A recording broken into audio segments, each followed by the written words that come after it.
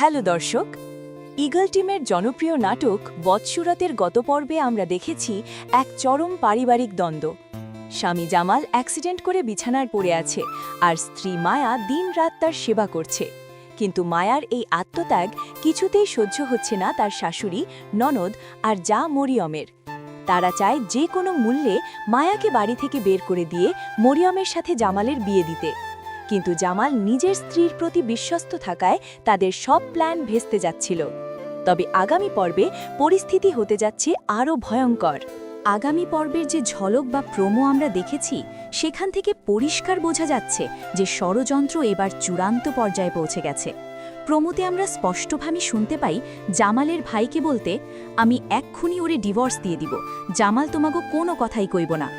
এর মানে হলো তারা এবার সরাসরি আইনিভাবে বা জোরপূর্বক মায়াকে ডিভোর্স দেবার চক্রান্ত করছে। আমরা দেখেছি পরিবারের সবাই মিলে গোল হয়ে বসে খুব সিরিয়াস কোনো বিষয় নিয়ে আলোচনা করছে। হয়তো মায়ার চরিত্রে দাগ দেওয়ার জন্য বা তাকে সবার সামনে অপমান করার জন্য কোনো মিথ্যা সালিশ বসানো হবে। মরিয়মকে খুব চিন্তিত বা কুটিল চেহারায় ফোনে কথা বলতে দেখা যায়। সে নিশ্চয়ই বাইরে থেকে কাউকে এই ষড়যন্ত্রে যুক্ত করছে। আগামী পর্বের সবচেয়ে বড় টুইস্ট হতে পারে একটি রহস্যময় ঘটনা। প্রমোদে দেখা যায় মায়া কাউকে বাইরে থেকে দরজা আটকে দিতে দেখে ফেলে এবং অবাক হয়ে জিজ্ঞেস করে, তুমি আমার মামার লোকে কি করছো? মামারে কি বাইর করা ফেলাইছো? তার মানে পরিবারের লোকেরা অন্য কোনো আত্মীয় বা সাহায্যকারীকে সরিয়ে দিয়ে মায়াকে সম্পূর্ণ অ্যাটা করে দেওয়ার প্ল্যান করেছে।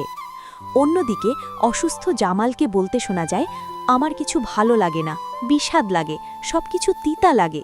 হয়তো জামালের খাবারের সাথে কিছু মিশিয়ে তাকে মানসিকভাবে দুর্বল করার চেষ্টা করা হচ্ছে, যাতে সে মায়ার পক্ষে কথা বলতে না পারে। মায়া কি পারবে এই বিশাল চক্রান্ত থেকে নিজের সংসার বাঁচাতে, নাকি হেরে যাবে এই কুটিল পরিবারের কাছে?